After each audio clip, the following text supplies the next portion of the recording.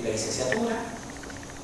Y gente que haya leído un poco sobre algunas cosas, por favor, aporten. E incluso cuando vayamos comentando temas, es altísimamente probable que alguien tenga una idea mucho más clara de la que yo estoy explicando. Y le pido, por favor, que escribo ya un SOS y que agarre, que pida la palabra y que tire el tema. Yo ya lo he comentado con otros compañeros que van a estar viniendo con nosotros acá y les he dicho, lo ideal sería que para un tema tan complejo buscar a alguien que esté dispuesto a venir y dar estos 4 meses un curso. Hemos hablado con alguien, de al menos de los que yo conozco, que es un especialista en el área y que además hace astronomía observacional, que es justo el combo perfecto que necesitamos nosotros. Es quien dictó el curso los otros días sobre fotometría, el doctor Mario Benita, y él se comprometió, yo le comenté lo que vamos a hacer nosotros acá, y él se comprometió a venir a dar un curso, cosa que vive en Buenos Aires. Pero yo inclusive le dije, mira, vamos a hacer lo siguiente, nosotros vamos a tratar de hacer un caminito de manera autodidacta. Vamos a ir más o menos nosotros, algunos saben alguna cosita, otros vamos a tratar de homogeneizar. Si el camino es desde acá hasta acá, nosotros sabemos que estamos golpeando casi en el suelo. Pero trataremos todo de levantar un poquito y homogeneizar las bases, por lo menos los conceptos básicos, y aprenderlo entre todos. Y cuando estemos más o menos en esas condiciones, sí lo vamos a hacer venir a Mario Benita y que nos explica todo, pero todos vamos, por lo menos en muchas cosas, vamos a saber de qué es lo que habla. Hacerlo venir ahora, donde la mayoría de nosotros no tiene conocimientos, ni siquiera los más básicos que podemos agarrar a aprendernos nosotros por nuestra propia cuenta, es un pecado. Hay gente que está con muchísimas actividades más y lo podemos hacer bajar a cosas demasiado básicas, ¿está bien? Entonces hagamos nosotros nuestro esfuerzo y después pasemos a la otra etapa, ¿está? Ese es el desafío, que están advertidos. Sí. ¿Está? Bueno, vamos a hablar de fotometría. Lo que vamos a hacer entonces en la fotometría es agarrar y, como el nombre lo dice, es por el vocablo del foto es luz, y por la parte de la métrica es la medición de la luz. Y lo que vamos a hacer en realidad es medir el brillo, la luz de algunos objetos.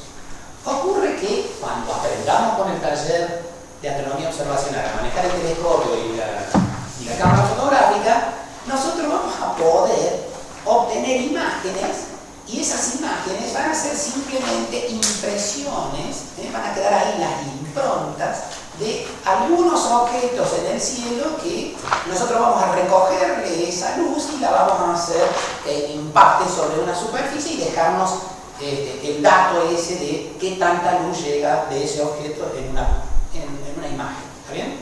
Entonces el objetivo es medir el brillo que nos llega de ese objeto de interés para nosotros. ¿Por qué?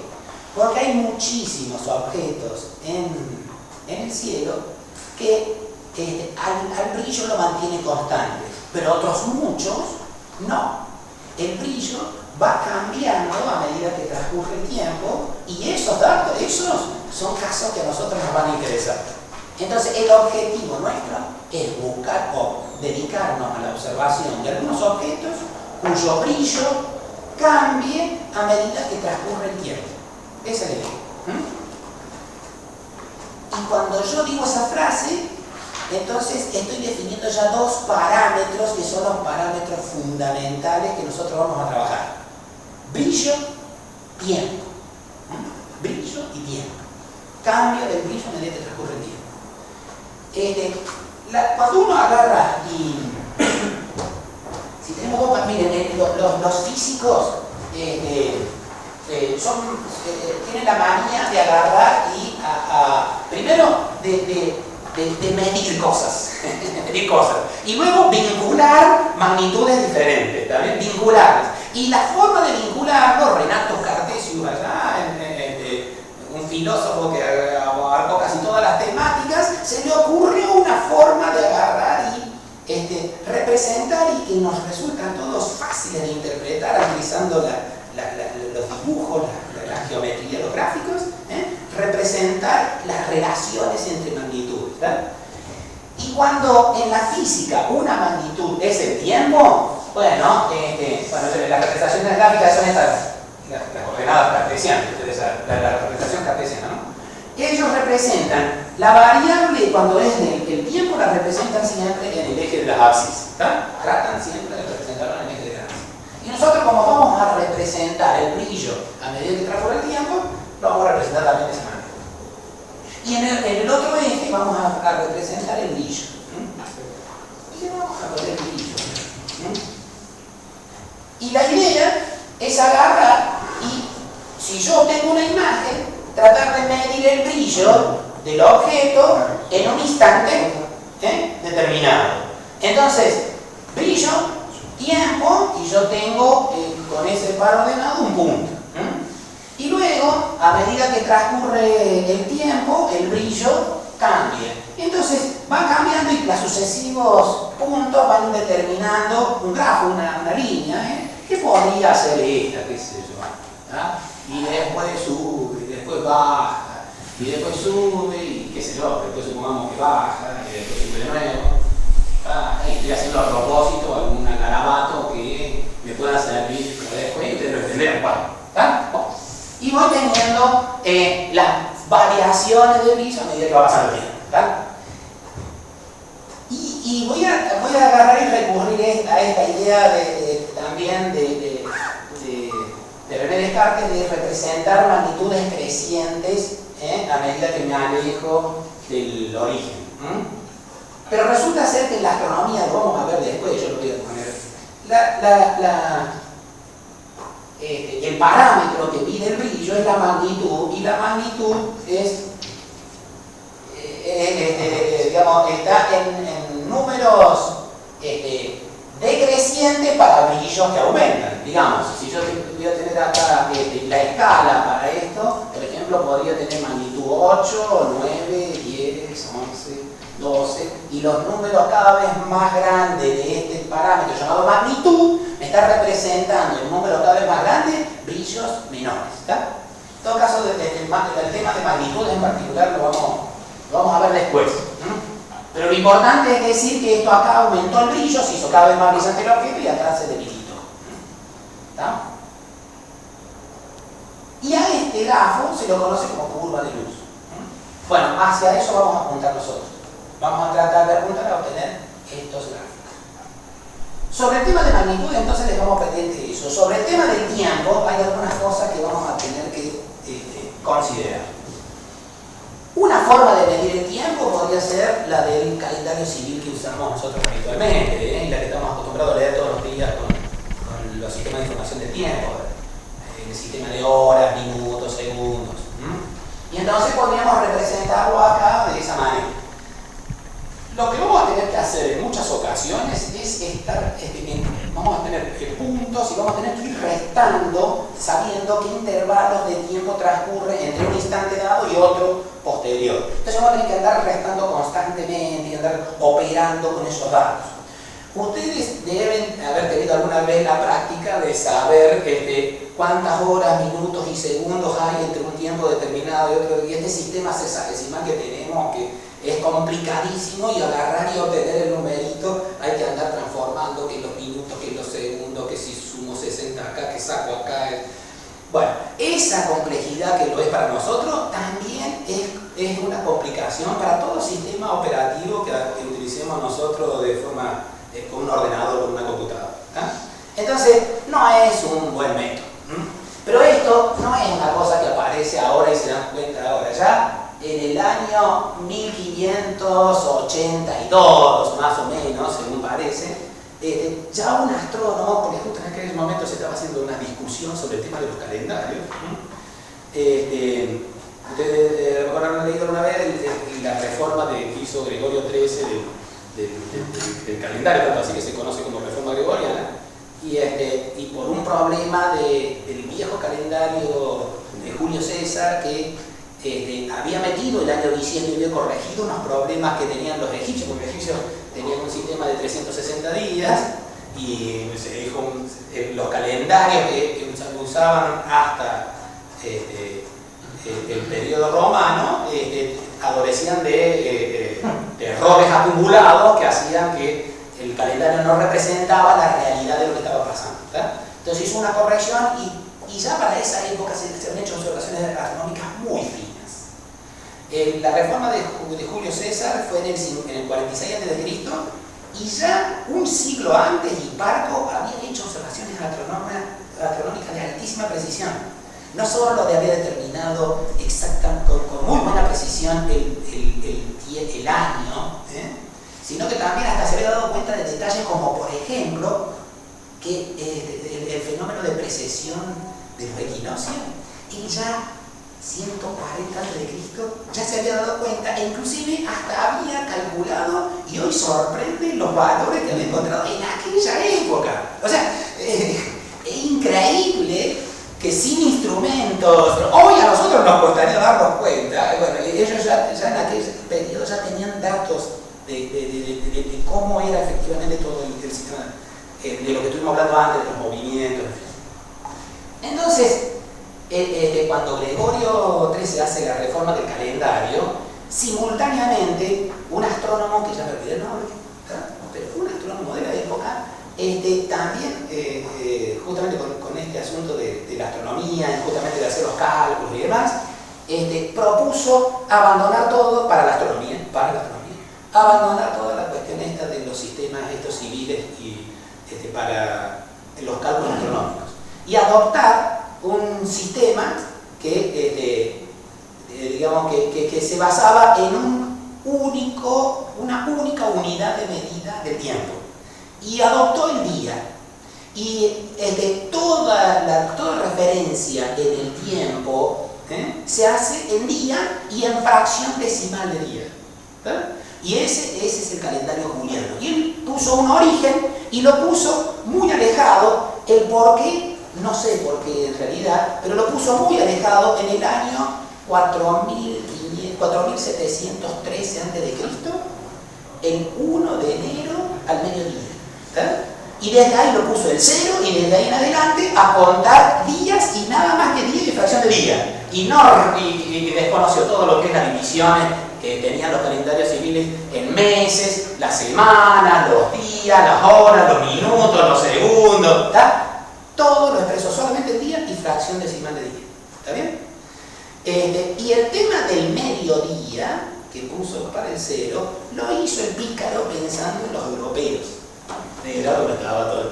¿Por qué? Porque durante toda la noche, en la observación nocturna, la fecha no cambiaba. Entonces cambiaba solamente la fracción de día, ¿verdad? Y no hasta en esos detalles había pensado, no en el entero de... Hola, gracias.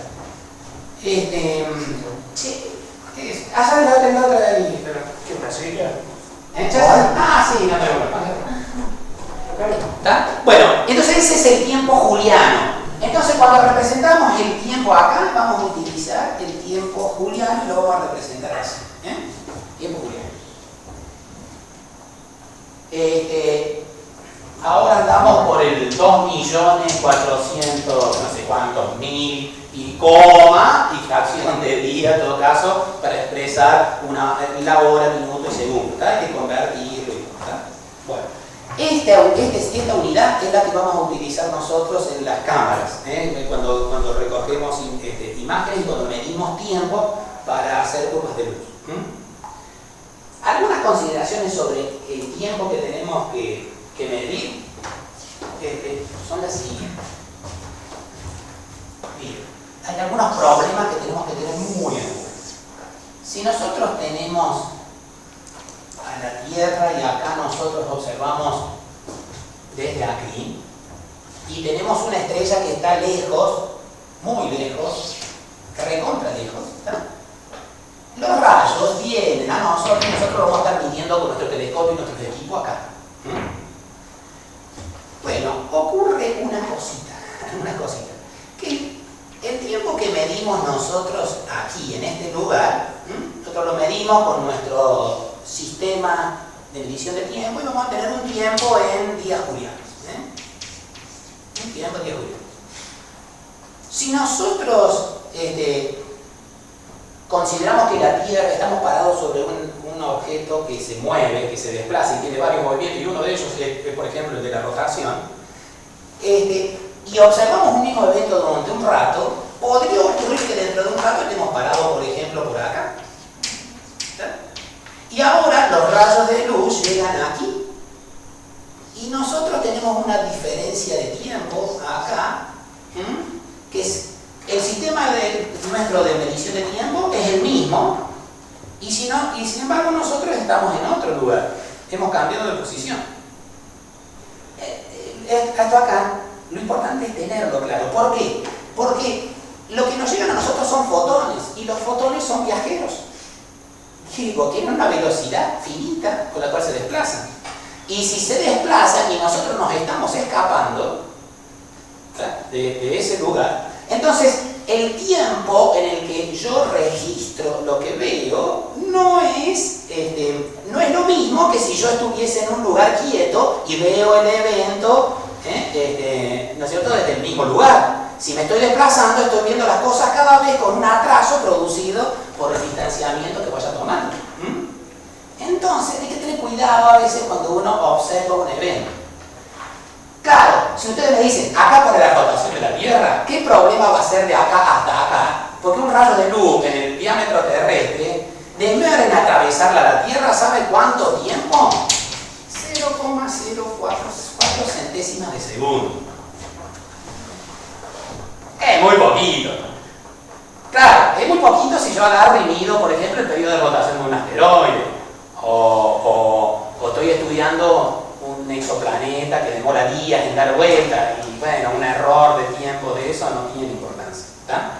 Pero si mido una estrella pulsante, por ejemplo, que a veces andan, ¿no?, por ahí por el orden de los centésimos de segundo, hay de milisegundos inclusive de rotación, y yo voy cambiando posiciones que va cambiando el orden de la centésima de segundo, hay que tener cuidado. Entonces, lo que se hace es a los tiempos no referirlos a la posición del objeto, sino se hacen correcciones como si uno estuviese en el centro de la Tierra. Y entonces el tiempo juliano que se usa es el tiempo juliano geocéntrico. Entonces, yo agarro y hago las correcciones por diferente posición y me ubico en el centro de la Tierra. En cualquier posición que yo tenga, si hago las correcciones correspondientes, voy a referirlo al centro de la Tierra y listo. Entonces sí es comparable todas las lecturas, ¿está bien?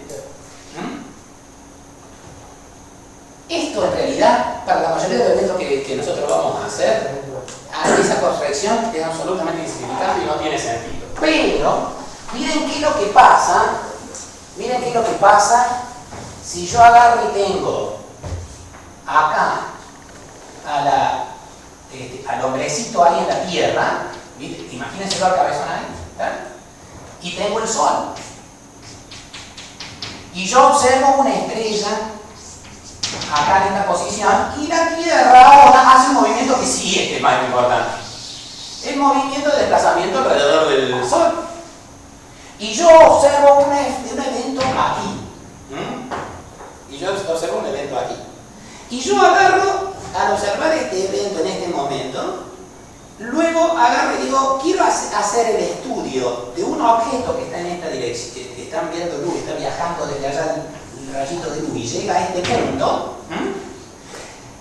Y quiero estudiarlo a lo largo del tiempo. Pero a veces a lo largo del tiempo sean días, semanas o meses inclusive. Si yo estuviese quieto en el mismo lugar, los datos, y no me desplazo de este lugar, los datos los puedo ir comparando los que yo tengo hoy dentro de un mes, dentro de 5 meses, ¿tá? Y van a ser comparables porque yo me quedo en el mismo lugar y el tiempo que sale, que recorre la luz desde la estrella, suponiéndola también, fíjate, ese es otro tema, ¿tá? Suponiéndola quieta y llegando hasta nosotros, no cambia. Pero ¿qué pasa si yo mido algo ahora y mañana, o dentro de 2 semanas o 3 semanas, estoy acá. El rayo de luz ya no llega al mismo lugar, sino que tiene que hacer un viajecito más, y lo que yo mido desde acá, lo que observo, lo veo con retardo. Lo veo retardado. Ya el acontecimiento llegó al lugar donde yo estaba en un momento determinado, y ahora llega más tarde. Y ahí podemos estar hablando en minutos. Y ahora ya no son centésimas de segundo, ni décimas, son muchos minutos. Incluso, ustedes saben que acá, si yo me voy, si es diametralmente opuesto la cosa, de acá hasta acá son 500 segundos. O sea, en total tendría alrededor de 1000 segundos. O sea que es aproximadamente 16 minutos 40 segundos, más o menos. 16 minutos. Y si se trata de un cuarto de hora en un evento que a lo mejor puede durar algunas horas, o estoy estudiando una curva periódica que es de algunas horas, un cuarto de hora de error por retardo, ¿tá? Es decir, yo vería que como que la curva se me desplaza más con a medida que pasa el tiempo, y después cuando yo subo, cuando voy de nuevo a otro lugar, se me empieza a desplazar la curva para la izquierda. Entonces, toda la información es falsa. Entonces tengo que agarrar y tener cuidado con eso, porque estoy arriba de un punto de observación móvil, y lo que estoy midiendo es luz, que viaja en el espacio y anda llegando tarde en algún momento o adelantándose en otro, ¿verdad? Entonces, este eje que yo tengo que agarrar y considerar para hacer un estudio de una curva de luz, tengo que tratar de independizarme del problema de estar parado arriba de una plataforma móvil. Entonces utilizo el mismo criterio de recién, ¿verdad? Si yo mido acá algo, ¿verdad?, y estoy en determinada fecha observándolo, y sé que el objeto está ubicado en una determinada posición en el espacio, ¿verdad?, entonces yo agarro y acá tengo un día juliano, una fecha en día juliano, ¿verdad? Entonces lo que hago ese día, calculo a qué hora llegaría al centro del Sol, y tomo, para los datos que pongo acá en este eje, pongo no los tiempos en los que lo veo yo, sino los tiempos en los que lo vería si yo estuviese, si primero apagan el Sol y yo me paro ahí y lo veo desde allá, atendiendo al retardo de esto. Corro todos los tiempos de todos los eventos, todo lo corro como si lo hubiese visto desde allá, ¿está? Cuando lo veo otro día desde acá, ¿está?, ahora ya es menos la distancia, pero la calculo esa distancia y corro la curva y digo, no lo veo desde acá, es como si lo hubiese visto desde acá. Y así sucesivamente de todo. Entonces, estoy inventando un tiempo calendario, pero ya no desde la Tierra, con el centro en la Tierra, sino con el centro en el Sol. Y ese va a ser un tiempo que lo vamos a llamar tiempo juliano heliocéntrico. Y hay que hacer esas correcciones. Los astrónomos, sí. El tema del retraso del tiempo de traslación y rotación se suman. Y a veces se suman, a veces se restan. Sí. O sea que no son independientes uno del otro. Sí, en realidad son independientes uno del otro para el cálculo. Claro, hay cálculo, pero a la hora de poner el gráfico lo tenés que agregar los dos, digamos. Claro, a ver. Bien, vamos a ver a las cuestiones prácticas. Y apuntando a lo que es nuestro objetivo. En nuestro objetivo, que es trabajar con eventos que van a durar muchas horas, en general son horas, ¿tá? La corrección esta yo esto acá lo dije para que sepamos de que el problema existe, y por lo menos tener claro que el problema existe, ¿tá? Esta corrección nosotros no la vamos a hacer. Y nosotros solamente vamos a tener en el caso de eventos que nosotros observemos que es importante juntarlo con observaciones en otros momentos del año, hay que hacer esa corrección, que es la corrección del tiempo heliocéntrico, ¿tá? Por ejemplo, cuando observamos estrellas variables, exoplanetas y todo eso, tenemos que abandonar la información la información que nosotros recojamos, tenemos que transformarla a un observador hipotético paradito en el centro del Sol. ¿Está bien?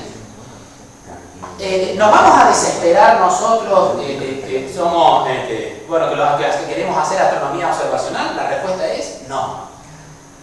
Porque por suerte están estos aparatitos, estas cosas acá, que agarran y nos permiten, diciendo dónde con las coordenadas, el taller anterior, diciendo bien exactamente cuál es la coordenada donde está la estrella y cuál es la posición nuestra con la fecha, y con lo cual ya deduce cuál es la posición del Sol y todo. Hay ahí unas cajas negras, digamos, imaginarias, donde están todo el formulerío, que yo no tengo la más remota idea de cómo es el algoritmo ese, pero sí le meto el dato de la posición de las coordenadas en la esfera celeste, la fecha de la que estoy, y inclusive hasta las coordenadas de mi observatorio, todo, meto todos esos datos y a eso entra todo y sale corrección al tiempo al cerebro.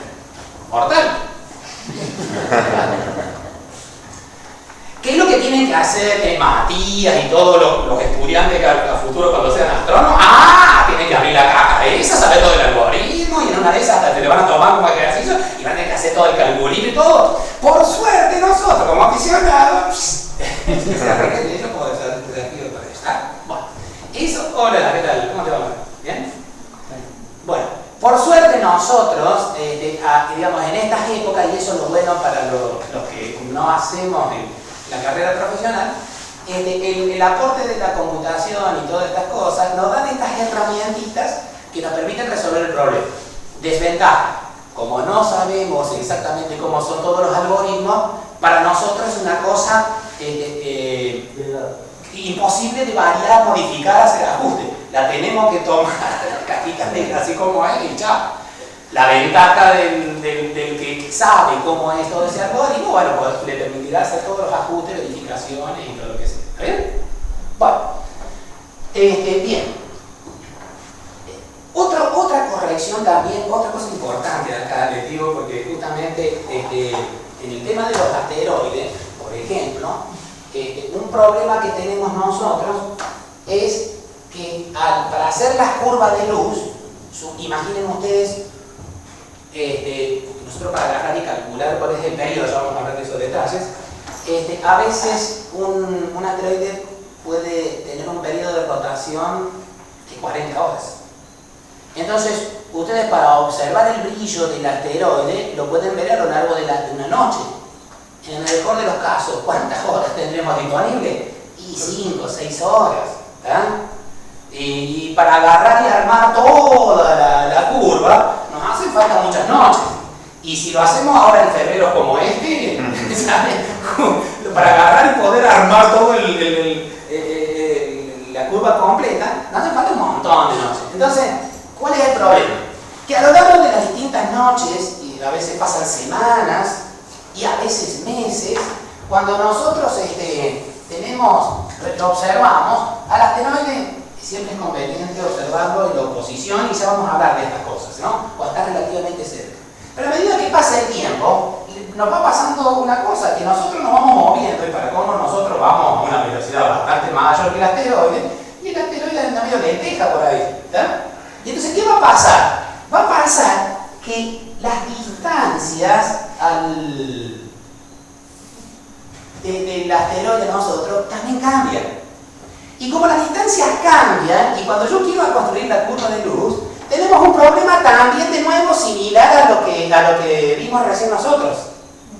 El rayo de luz recorre ahora distancias también diferentes. Estas distancias son cada vez más grandes y por lo tanto se produce una demora parecida a la que se producía con lo que hacíamos en el caso de las estrellas, ¿verdad? Entonces las curvas de luz también van siendo afectadas por esa demora. Y ojo, que acá pueden ser minutos, muchos minutos, ¿está bien? Puede ser varios minutos. Entonces, cuando uno hace curvas de luz y ajusta curvas de luz para agarrar y calcular periodos, y las observaciones están separadas por tiempos importantes, este factor de la variación de la distancia y la demora del rayo de luz puede ser importante, sobre todo en el caso de asteroides con periodos cortos, digamos, donde la incidencia del desajuste puede llegar a ser por lo menos importante para tenerlo en cuenta. Bueno, nosotros, uno de las personas que hacen los ajustes de curva para nosotros hacemos la observación y juntamos y hacemos tablas, es un matemático del Río Cuarto que nos hace todo esto, y él en su procesamiento, por suerte él sí, puede abrir la cajita y ver lo que están los algoritmos, y bueno, él sí lo tiene en cuenta inclusive hasta variaciones de distancia, por estos factores.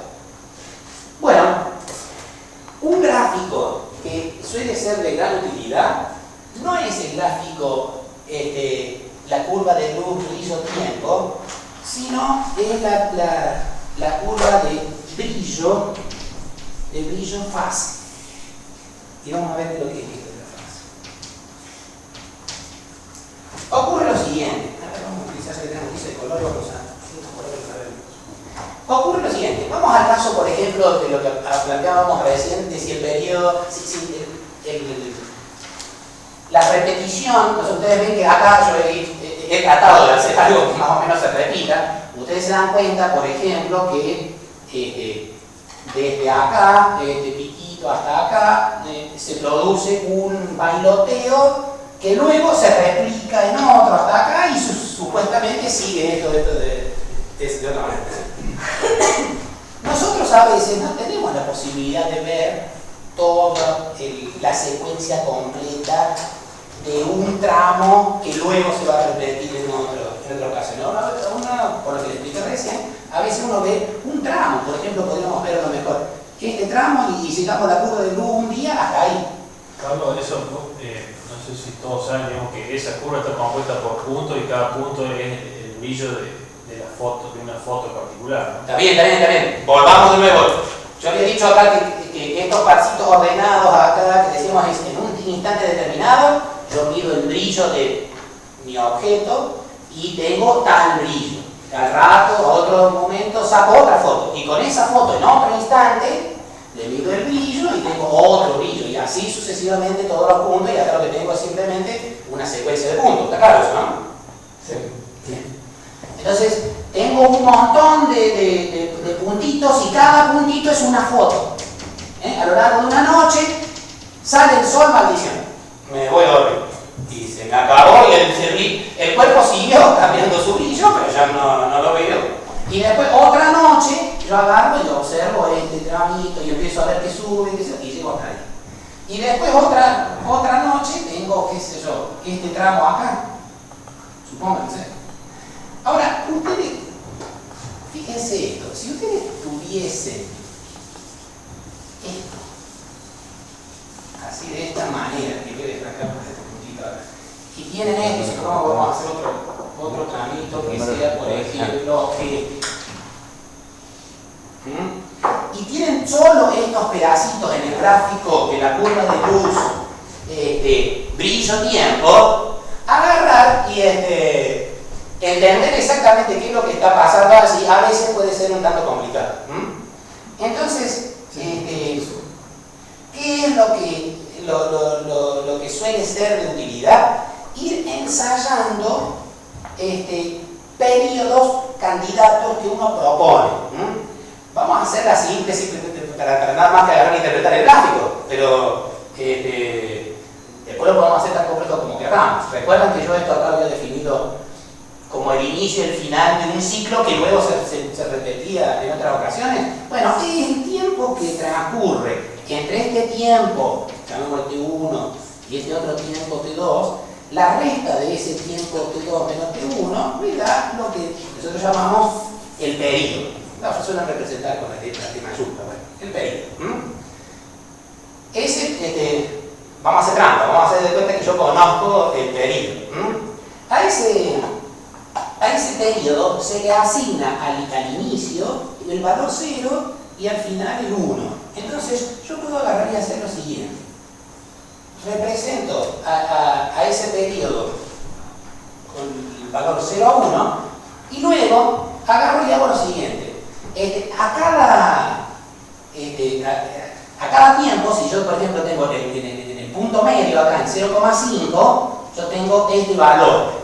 ¿Cómo puedo obtener ese valor 0,5? y agarro a la resta de este tiempo, llamémosle T3, T3 menos T1, dividido todo el periodo, me va a dar ese valor 0,5. La proporción de tiempo que va desde el inicio hasta el instante en que yo mido, la proporción con respecto a este periodo candidato, esa proporción se lo llama fase. Se lo llama fase. Entonces yo lo que puedo hacer es acá, por ejemplo, a este punto, si yo considero un periodo desde este inicio hasta acá, puedo saber, conociendo esta partecita que le corresponde del periodo, tengo el valor de fase. Y a este punto lo puedo representar sobre la gráfica, aquí, y puedo agarrar y terminar representando todos los puntos. Entonces, por ejemplo, acá me quedaría en verde, me quedaría, por ejemplo, en una curva más o menos así. En esta parte. En la fase esta, yo voy a encontrar la curvita esta. Bueno, y acá se van representando todos. Ya no me acuerdo cómo estaba la curva, pero de acá, por ejemplo, acá se arrancaría de nuevo, en el anaranjado, arranca acá y se van superponiendo todos los tramitos. Y yo tendría todos los tramitos superpuestos acá en cada uno de los pedacitos y puedo ir armando con los distintos pedacitos un solo periodo, pero tomado en noches diferentes. ¿Está bien? Carlos, a ver. Sí. A ver si entendí. Entonces, todas esas fases se refieren a T1. Al es como para ir armando el rompecabezas, digamos, de la curva. A T3. Claro, a ver, se refieren, yo tomo a ver, en realidad el mecanismo es agarrar, proponer un periodo T y agarrar, ir buscando cada uno de los puntos, traerlos acá de 0 a 1 e ir superponiendo todos los tramitos de curva con ese periodo. Lo que pasa es que no en todos los periodos se van a acomodar las curvas de esa manera. Es decir, algunas van a salir cruzadas, hasta que algún periodo, cuando le aciertes vos al periodo adecuado, todos los tramitos superpuestos van a quedar armoniosamente acomodados. El mecanismo lo hace, digamos, con las computadoras, se hace un programa que ensaya un número muy grande de periodos candidatos y va haciendo iteraciones y haciendo todas las curvitas y va midiendo qué tan ordenado van quedando todas las curvas. ¿Es el periodograma? Los periodogramas, claro. Los va probando con un periodo, que salen todas cruzadas las curvas, no coinciden, o ensaya otro periodo más y va corriendo, calculándole a todos los puntos en qué punto de fase está y representándolo, y va viendo qué tanto se dispersan las curvas. El periodo se hace automáticamente. De todos modos, les estoy diciendo a dónde vamos a apuntar nosotros, porque es donde vamos a terminar cuando tengamos pedacitos de curvas así. Una pregunta. Lo vamos a ver en la práctica, lo vamos a ver. ¿El periodo Sí. lo determinamos nosotros o lo va a determinar también el programa? Bien, ese es todo el desafío. Ahí está el problema. Si yo tuviese el periodo, digamos, bueno, es fácil construir el diagrama brillo-fase. La cuestión es, en la mayoría de los casos donde nos vamos a meter nosotros, es cuando no conocemos el periodo. Entonces, ¿qué hacemos? Y proponemos periodos. En rigor, lo que se hace es barrer muchos periodos y el programa lo que va haciendo va midiendo las dispersiones que tenemos y uno va desechando todo lo que tienen dispersiones muy grandes y los que tengan menos dispersiones, porque digo, a veces las curvas te salen, si una curva te sale así, otra acá, cuando con un periodo candidato, ese periodo es un mal candidato, porque no puede en una misma fase estar descendiendo y aumentando en otro momento el brillo, si se trata, por ejemplo, de la rotación del asteroide. Para T1, ¿qué parte de la curva es eléctrica? ¿O es hacia Sí, la... a ver, normalmente, Normalmente, a ver, reconstruyamos la curva como para agarrar y tratar de aclarar un poco. O se toma el punto mínimo, por ejemplo, en la curva, pero así tomar como Sí, generalmente nosotros vamos a tomar un mínimo, y vamos a buscar ese mínimo hasta donde se vuelva a repetir. ¿Está bien? Bien. Inclusive, para encontrar esos mínimos a lo largo del tiempo, también uno puede generar efemérides y ese tiempo del mínimo, lo podemos calcular, por ejemplo, tomando uno como referencia, que lo llamamos, es sucede, una vez que lo hemos encontrado un valor de ese mínimo, a esto se lo suele llamar época, y se le suma el periodo t multiplicado por un número entero. Si yo voy agarrando y agregando números enteros, voy encontrando el mínimo este. Si yo agarro, por ejemplo, lo hago valer 1, de este tiempo salto a este. Si esto lo hago valer 2, salto al que sigue. Y así sucesivamente, y puedo agarrar y pronosticar cuándo voy a tener los próximos mínimos, por ejemplo. ¿Está? De hecho, eso mismo vamos a usar, por ejemplo, para el caso de de unas curvas muy particulares que vamos a ver de los exoplanetas, que hacen una curvita más o menos así, y a nosotros nos interesa el punto del centro de este tránsito. Y esto, la estrella, cada vez que pasa por delante, va pasando exactamente lo mismo, y nosotros conocemos el periodo también, le están repitiendo esto, y podemos ir pronosticando cuándo se van a producir de nuevo tránsitos. ¿Está bien? El problema se complica cuando en una estrella pueden haber varios tránsitos y no sabemos. Queremos descubrir un exoplaneta y vemos que no hay repetición. En un periodo corto quizás parezca aleatorio, pero si tenemos observaciones largas de años, es posible que ahí el periodograma nos arroje esos probables periodos de una manera más cierta. Claro. Mientras más datos tenemos, más estadística va a poder hacer el programa y más probabilidad de encontrar periodos. Bien, lo importante en todo caso es que veamos a dónde vamos a apuntar y qué cosas son las que vamos a tener que encontrar. El día nos fuimos medio por las ramas y no hubiese sido conveniente tener esa discusión. Pero bueno, por lo menos vamos viendo hacia qué lugar nos vamos a ir orientando. Carlos, una cosa rápida. Sí. Puede ser que se mida un objeto que ya hay alguna información sobre él, ¿no es cierto? Y tenemos una idea de cómo puede ser esa curva, o puede pasar que no haya sido medida nunca. Claro. A ver, por ejemplo, en el caso de los exoplanetas, los que observamos nosotros, ya tenemos información previa. Conocemos la ecuación esa que está allá arriba. La conocemos más o menos bien. De hecho, justamente la tarea consiste en verificar si efectivamente el evento, cada vez que uno lo pronostica con aquella formulita, si efectivamente se produce ahí, y si hay, el objetivo es tratar de detectar si es que esto no ocurre lo que dice en la teoría, si se adelanta o se atrasa. ¿Está bien?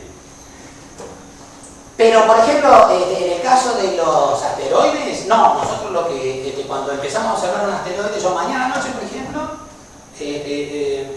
voy a observar un asteroide del cual nunca nadie midió absolutamente nada. Y lo vengo observando desde hace un mes y medio y todavía no le puedo encontrar periodo. Y no tengo ni idea de cuál es el periodo.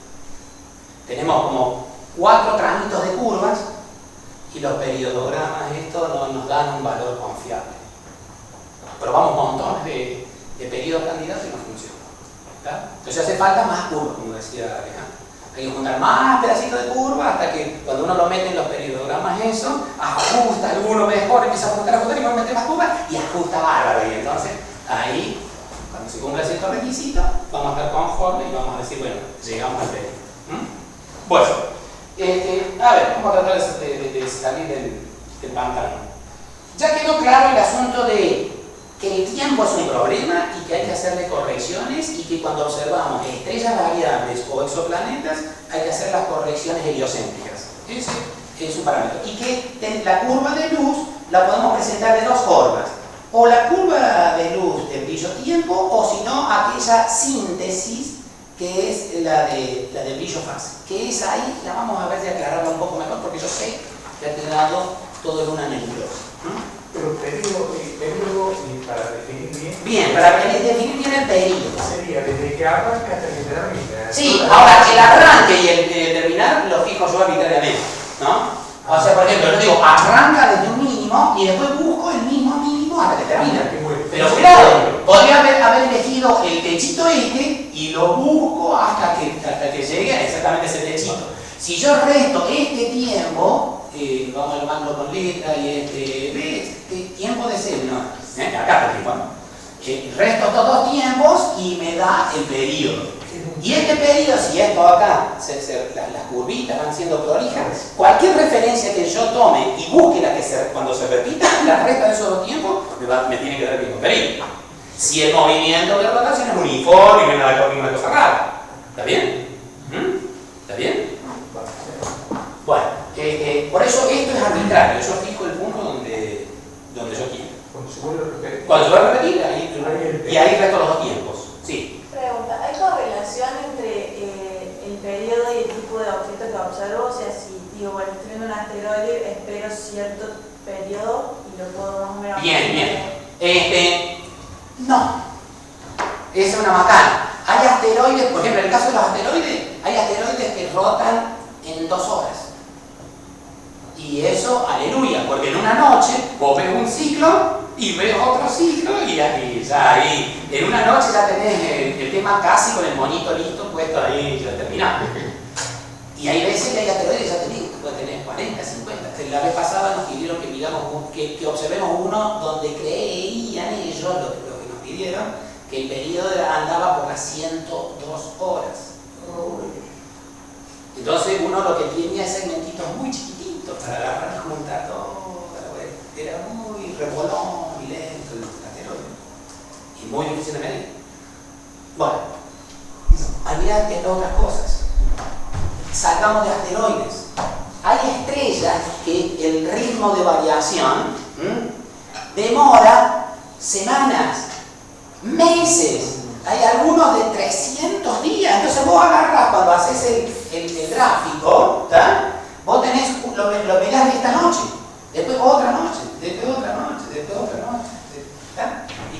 Y a lo mejor y a veces inclusive la curva es muy lenta y pasan meses para agarrar y volver de nuevo. ¿Te cuenta? O sea que encontrar cuál es el periodo, a veces hay cosas Y en ese que son caso, complejísimas. en ese caso de medir estrellas a lo largo de un año, también hay otros factores que tener en cuenta, como por ejemplo tomar una medición en condiciones de cielo diferentes, posición Es diferente. harto compleja, porque además también vos podés pensar en este detalle. Varios observadores. Si nosotros, varios observadores, pero aún con distintos observadores. Tú, claro. Vos, por ejemplo, en una época la estrella la tenés en oposición al Sol, pero después la tenés cerca del Sol, te das cuenta, en posiciones muy diferentes, algunas muy incómodas y en ocasiones tramos en los cuales no va a tener información, porque es cuando está en conjunción inferior con el Sol. ¿Tá? Por ejemplo, podría darse el caso, depende de cuál sea la posición de la estrella en el esfera celeste. Entonces, hay casos que son realmente complejos. Acá hay chicos en el grupo que están trabajando con una estrella que la vienen midiendo el año pasado, que pidió acá un astrónomo de acá que estudia estrellas variables, y tienen simplemente puntos, pero no se sabe cuál es el periodo se sabe que es una variable periódica, pero porque también eso, hay algunas curvas que son periódicas y otras que son aperiódicas. Qué sé yo, por ejemplo, una supernova te da una curva que es más o menos así, ¿verdad? Y es aperiódica, es ese evento. La estrella acá no se vuelve a reconstituir es un evento, chao. Entonces, puede ser aperiódica, puede ser periódica de periodo corto, de periodo largo. Acá hay un zoológico de cosas, de especies diversas y para entretenerse. O sea, la diversidad que hay en esto es enorme. Bien, entonces, el problema entonces está en que hay que medir hay que medir el mismo objeto en muchas ocasiones, ¿tá? En muchas ocasiones, y construir curvas de luz y con eso estudiar si hay periodicidades o no. Ese es el desafío. Hay veces que hay por ejemplo, que la cosa es simple, porque si se trata, por ejemplo, de una estrella, uno agarra, enfoca una estrella y después uno encuentra otras en el vecindario, qué sé yo, y uno dice, ¿cómo mido el brillo de la estrella? Y bueno, aprovecho la presencia de estrellas en el vecindario y, digamos, vamos a aceptar por ahora que tengo certeza de que las estrellas del vecindario tienen brillo constante. Entonces yo, para darme cuenta del cambio de brillo de esta, lo que voy a hacer es aprovechar las estrellas del vecindario y voy a comparar el brillo de esta estrella con la del vecindario y voy viendo qué le pasa a esta estrellita mientras voy viendo lo que no le pasa a las otras a lo largo del tiempo, ¿está bien? Bueno, esa es la estrategia. Cuando se trata de una estrella, la cosa es más o menos simple. ¿Pero qué pasa con un asteroide? Un asteroide, yo agarro, lo localizo entre las estrellas, ahí tengo mi foto, y lo tengo ahora al asteroide ahí. Pero ustedes se van a dar cuenta de algunos asteroides, lo rápido que se van. Dentro de un rato no está más acá, está ahí. Dentro de un rato no está más acá. Y se me va de cama. Y después, a lo mejor mañana, cuando lo vengo a buscar, lo tengo acá, saco la foto y ya no tengo más las estrellas que usé acá de referencia la noche anterior. Ahora tengo que usar otras estrellas de referencia y anda vagando y se me va. Y entonces, y se me agrega otra complejidad más, de ir obteniendo curvas de luz comparando con estrellas que son diferentes. Lo que quiero decirle es que el tema tiene todas sus complicaciones. Bien. ¿Cómo andamos con la hora? Más o menos 20, ya sabes. ¿Cuánto? 11. Más o menos 20, bueno, tenemos un rato todavía. Bueno, entonces, a ver, en síntesis, ¿para qué casos aplicamos nosotros todo este asunto de curvas de luz? Y es lo que les proponemos a ustedes, aprender la técnica esta y meternos en los proyectos en el caso de rotaciones de asteroides, en el caso de estrellas variables, de los diferentes tipos de estrellas variables. Pueden ser variables intrínsecas, es decir, estrellas que por sus características y por su etapa en la evolución están fluctuando de brillo, y a veces las fluctuaciones de brillo se producen con una periodicidad medible para nuestro tiempo, digamos, ¿tá? O a veces inclusive son por razones extrínsecas. Por ejemplo, estamos observando desde el año pasado, hemos observado muchos casos de estrellas, sistemas binarios, y que donde una estrella se pone delante de la otra y le tapa la luz una tapa a la otra, y como ya no son los faros de las dos lucecitas que estamos recibiendo, sino el de uno solo, ¿tá? Entonces el brillo cae. Entonces esos eclipses, que así se llaman, variables eclipsantes, también los estamos observando. Variables eclipsantes, asteroides, también lo estamos aplicando para observar tránsitos de exoplanetas. En realidad la dinámica es la misma que les dije recién del eclipse de estrellas binarias, nada más que una, en vez de ser una componente, en vez de ser estrella, es planeta. Y estos son más complicados, porque ahora el planeta es de mucho menor tamaño, ¿tá? Y cuando tapa la estrella, ahora la caída de brillo es muy tenue, y es en realidad de las curvas más difíciles que estamos haciendo nosotros acá en el grupito nuestro, ¿está bien?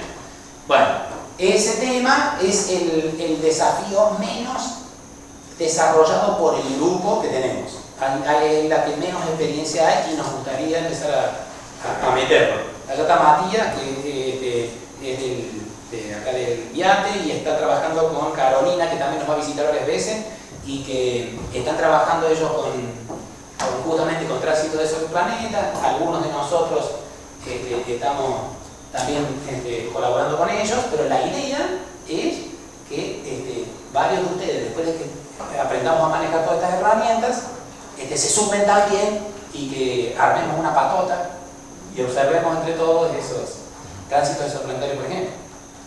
Otra aplicación: asteroides, estrellas variables, exoplanetas, Bueno, otra aplicación es, por ejemplo, cuando un asteroide pasa delante de una estrella y la tapa. Ese caso se llaman ocultaciones y es muy interesante porque uno puede agarrar y saber el tamaño que tiene el asteroide, porque si un asteroide es grandote, al pasar por delante de una estrella, tapa a la estrella durante un rato más largo. Entonces uno ve todos los puntitos así de las distintas fotos, brillo, brillo, brillo, de los distintos tiempo, tal. ¿Me sigue, no? Brillo, brillo, brillo. Y después por ahí de repente cae, a veces perturba los puntos, y después sube y sigue. ¿Está? Entonces, cuanto más grande es el asteroide, más largo es este periodo de interrupción. También hay que ver qué tan lejos esté, porque si está medio cerca pasa muy rápido, medio cerca del Sol, que estoy diciendo. Si está medio lejos, me lenteja, que se oye, tapa más. Bueno, justamente la cuestión es saber las velocidades se pueden calcular porque se saben las órbitas y toda la dinámica orbital, entonces se puede saber con qué velocidad, y midiendo el tiempo que dura la interrupción, uno, si sabe la velocidad, el tiempo, quedaría la interrupción para saber la dimensión. Bueno, esas cosas son interesantes. Nosotros hemos participado en algunas observaciones de esas justamente, y es muy interesante. Incluso acá, si la caída cuando pasa un objeto y sale esto acá medio inclinadito así, como por ejemplo cuando se hacen observaciones de Plutón, bueno, esto es indicador, por ejemplo, de la presencia de una atmósfera en el lugar. Hace 2 años atrás, nosotros también colaboramos con un caso con aquel que está allá, Makemake, con unas observaciones que hicimos, y se descubrió de que Makemake no tiene atmósfera, justamente porque todas las curvas que se observaron caían verticalmente acá.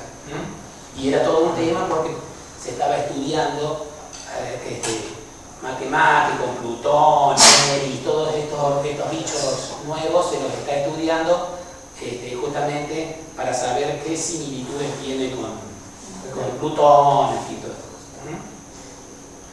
Bien. Bueno, otras cositas, hasta ahí llegamos más o menos con las curvas. Bien, y ahora entraríamos a hablar un poquito, nos quedan unos minutitos, ¿verdad? Sí. Bueno, entonces entramos a hablar sobre, ya tienen una idea por lo menos de las curvas de luz y hacia dónde vamos a apuntar. Ahora nos vamos a meter en el tema de los instrumentos. Vamos a meternos en el tema de los instrumentos que vamos a utilizar y qué es lo que le pasa a la luz, y nos vamos a meter en temas un poquito complicados. Por suerte no lo vamos a ver hoy, debe estar bastante cansado. Pero lo importante es tener claro lo siguiente, que si nosotros tenemos un objeto que puede ser una estrella, esa estrella, la luz que nosotros vamos a medir, viaja por un medio, pasará también, no solo por el medio interestelar, también pasa por la atmósfera, luego va a llegar a nuestro telescopio, va a haber un instrumento, del telescopio se va a formar, va a entrar la luz a una cámara, o sea, en nuestro caso va a ser una cámara CCD, vamos a hablar de ese tema, y de eso lo que vamos a obtener nosotros es una imagen cruda. A esa imagen cruda, que tiene algunos defectitos y algunos problemitas, le vamos a agarrar y la vamos a procesar, la vamos a calibrar, entonces vamos a tener la imagen calibrada.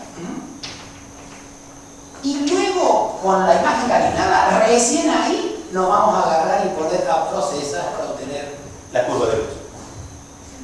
El problema está en que desde que sale acá, ese haz de luz va sufriendo alteraciones acá, sufre alteraciones acá adentro, metiéndose, atravesando lentes y qué sé yo.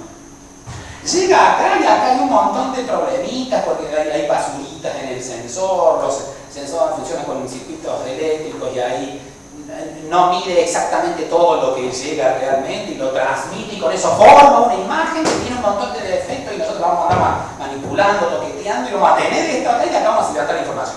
Lo que quiero decirles es que a este haz de luz virgen que sale de allí, le llega un montón de cosas que la perturban y qué sé yo, y nosotros vamos a tratar de sacar información después de que pasó por todo ese proceso.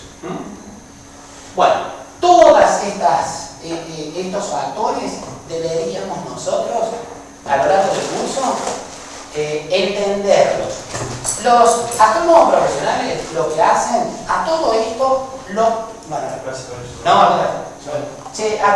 a estos datos, no solamente conocen cómo se producen los eventos, sino que además los cuantifican y van agarrando y tratan de hacer la reconstrucción para llegar con una buena información de qué es lo que pasa realmente acá, porque lo que llega allá ya llega muy deformado. ¿Está bien?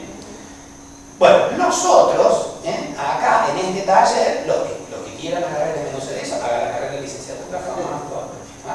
Lo que nosotros vamos a tratar de hacer a lo largo del taller es tratar de interpretar cómo son esos eventos, ¿tá? Y ver en algunos pedacitos de estas cosas, vamos a tratar nosotros de actuar sobre eso y siempre recurriendo a software y cosas herramientas que vengan a nuestra mano, pero vamos a tratar de entenderlo por lo menos, qué es lo que pasa. Esa va a ser la idea. Tratando de entender qué es lo que se hace. En el taller de astronomía observacional nos vamos a dedicar a este asunto. Por lo tanto, lo vamos a dejar acá para nuestro taller ahora. Vamos a hablar de telescopios y ahí en todo caso vamos a tratar de interpretar estas cosas. Lo que nos interesa a nosotros más, vamos a arrancar un poco de acá. Y cuando arranquemos desde acá, más adelante vamos a tener que meternos en este asunto de la atmósfera y todas estas cosas y vamos a ver de qué manera incide sobre las imágenes.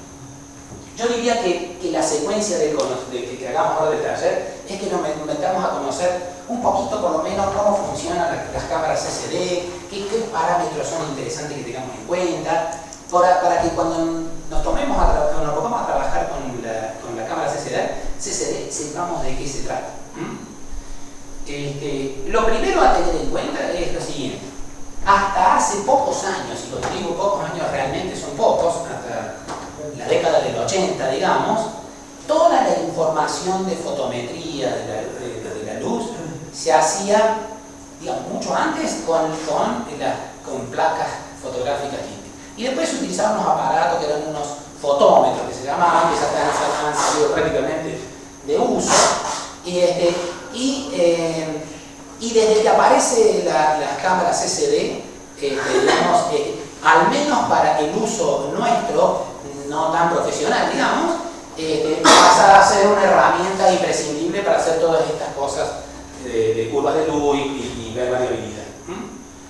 Los CCD, ya para metiéndonos un poquito, ya creo que más o menos todos deben saber, la CCD es un sensor que consta de una placa que está dividida en pequeñas partículas, en pequeños elementitos. De hecho, cada elementito se llama píxel, y píxel quiere decir justamente elemento y la parte píxel es pictórico, elemento pictórico, es decir, es un elemento del paisaje, de la figura, de la imagen que se forma sobre esa placa, así como se formaba sobre un negativo, una placa fotográfica. Bueno, en este sensor se forma la imagen y lo captan un montón de pequeños elementitos que forman una cuadrícula. Generalmente cada uno de los elementitos es cuadrado, a veces es rectangular, y que se llaman píxeles. Esos píxeles funcionan en base a un principio físico que se llama el efecto fotoeléctrico, que descubrió Albertito. Albert Einstein, bueno, en realidad el premio Nobel a Albert Einstein se lo dan por eso y no por la relatividad. Bueno, que él descubrió simplemente que en algunas sustancias, cuando incide un haz de luz, los fotones que inciden sobre esas sustancias liberan, generalmente un metal, libera un electrón, y para las placas fotográficas lo que se hace es justamente aprovechar esa propiedad. Los fotoncitos que llegan van liberando electrones más electrones se liberan cuanto más fotones llegan, y la idea es que a esos electrones capturarlos. En cada cuadrícula donde incide un haz de luz, un fotoncito y libera cuadrícula, libera electrones, hay un anodito, una carguita positiva que agarran esos electrones, quedan atrapaditos allí, como en un recipiente, como si fuera un baldecito, digamos, quedan atrapaditos allí, se van atrapando mientras la luz vaya llegando allí. Cuanto más fotones llegan, más de esos electroncitos quedan atrapados allí. Yo abro un obturador y empieza todo ese fenómeno. Cierro el obturador, se terminó la conversión de fotones a electrones, y entonces llegó el momento de agarrar y leer cuántos electroncitos hay en cada uno de los lugares. ¿Está? Hay unos pequeños condensadores que son los que almacenan toda esa información. Se hace la lectura de todos esos electrones, y esa lectura hay un conversor que agarra y convierte la lectura de los electrones, porque ustedes tengan presente que es la cantidad de energía que entra, va entrando de forma más o menos continua. Acá lo que hace el conversor es transformarlo a la cantidad de energía que hay almacenada en cada píxel, traducida en electrones, convertirla en una escala nueva, discreta, es decir, saltando escalones. No son valores continuos, sino en niveles. Y esos niveles, digamos, pueden ser a veces muchos. Por ejemplo, en el caso de las cámaras que estamos usando nosotros, que son de 16 bits, digamos, la capacidad de conteo de electrones se convierte en 65.536 niveles diferentes posibles, y no hay valores intermedios, ¿claro? Eso es muy bueno, ese es el proceso que se llama de digitalización de la información.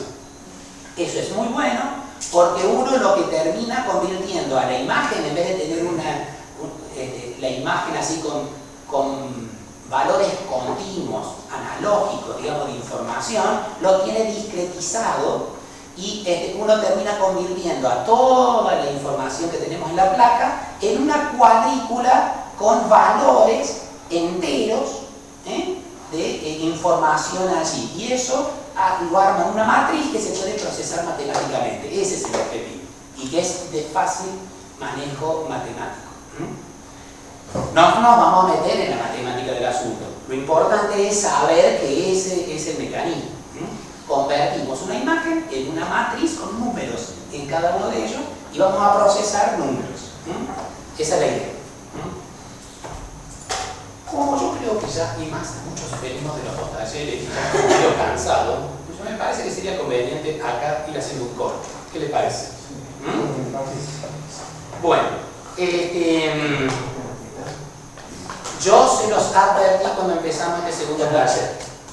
El tema es complejo. Yo del tema no domino, los temas se lo dije ya sinceramente, me interesa aprender y quiero que aprendamos todos juntos.